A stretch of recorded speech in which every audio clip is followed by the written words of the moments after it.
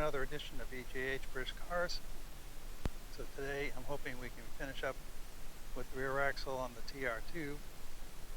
So since we last saw you, put the axle in the frame.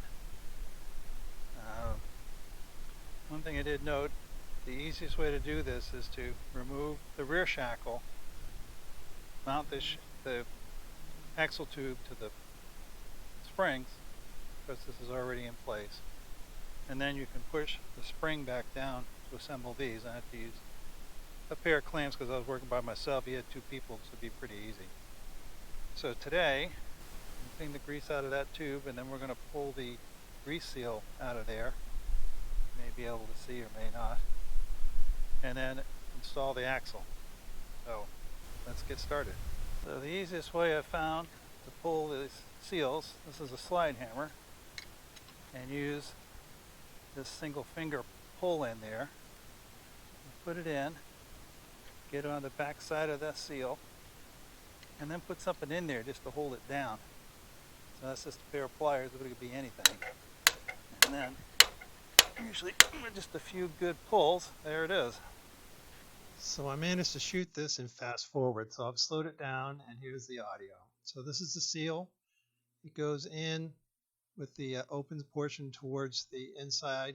This is a large socket just to be able to push it in and work it around, drive it till it's all the way home. And I did grease the seal a bit.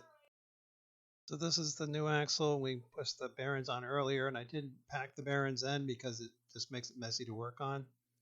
So I've packed them since with them on the shaft. We slide that in, and we put the same shims back in that came out and clean them up a little bit because we don't want to add any thickness. And also clean the backing plates and everything else so everything's nice and clean and the right size. And the brake backing plate goes on. I'm not sure that's the right angle, but I can always move them later.